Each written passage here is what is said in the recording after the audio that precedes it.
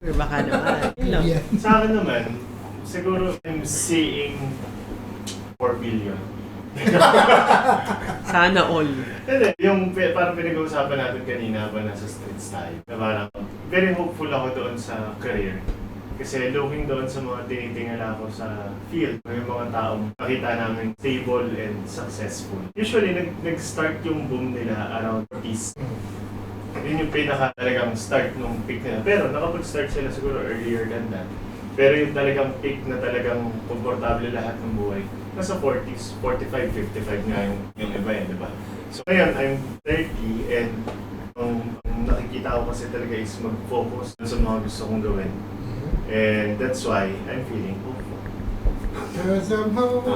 So, ano lang siya parang daming na hinder ng mga past experiences and yung, of course, yung employment, nakaka-hinder siya sa growth, di ba? So, maraming napipigilan ang pagiging empleyado. Jumpstart lang kasi dapat talaga ang kung gusto mong yumaman, ang Depende yan jumpstart sa mo lang goal. oo.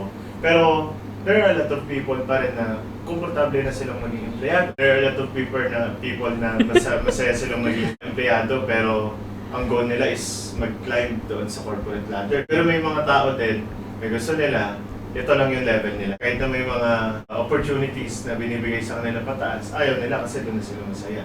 Diba? So, Okay, nasa yung last card. next question. Last card.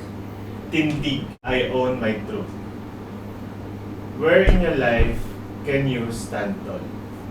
When I'm beside Javen. May picture niya akong nakita sinend sa akin yung alumni natin. So, I own my truth. Yan. So, I think sa influence pa rin. Hindi lang social media influencer, pero I think one of my strength is, kaya ko mag-influence ng iba. Javen, gastos ka na, gano'n. Sabi ko kanina, Cholix. wala kayo tulog ako. Pero hindi lang siya sa kilos yung mga activities but also on the way of thinking o kaya yung mga dapat gawin, ano yung mga advocacies. So I think yun yung bagay sa buhay ko na I can stand. I can definitely stand. May naisip ako pero hindi ko mahanap yung term para sa kanya. Lalaro natin. Hindi pang pang mindfulness din to eh. Close your eyes. Mostly siguro yung things overall average level or basta okay na, pwede na yan. Yun nung, di ko rin makita kung ano bang area yung talagang You can stand tall. oo, yung talagang iba boast.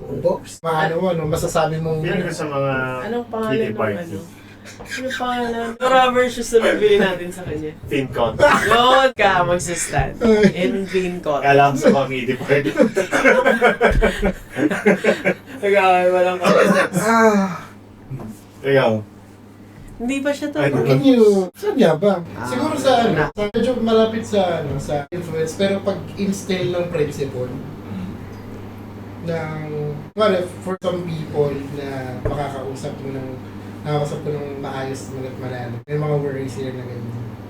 Siguro na at least kahit pa paano. Although hindi ko alam to, perspective ko lang naman. Na pagdating dun sa pag-build ng principle or pag-guide sa kanila na yun ba yung gusto mo, yun ba yung principles mo. Bagay na makikilala ka na stand by sa'yo o na you stick with for the entire. Siguro yung pag-establish ng mga principles na yun, hindi lang naman pang personal life. For example, sa activities natin sa coaching, ganyan.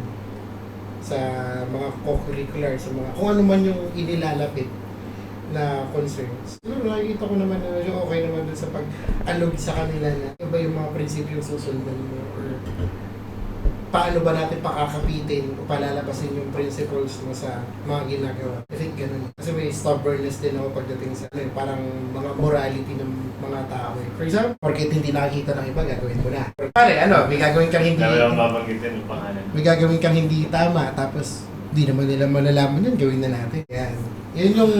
Yun yung definition ng morality and principles ng tao. According kay Immanuel Kant. Pero, ayun, yun yung pinakamalaking bagay for me. Pag in-instill. Yung mga principles mo, gagawin mo siya kahit walang nanonood. Yes. Kahit And that hindi is siya called convenient.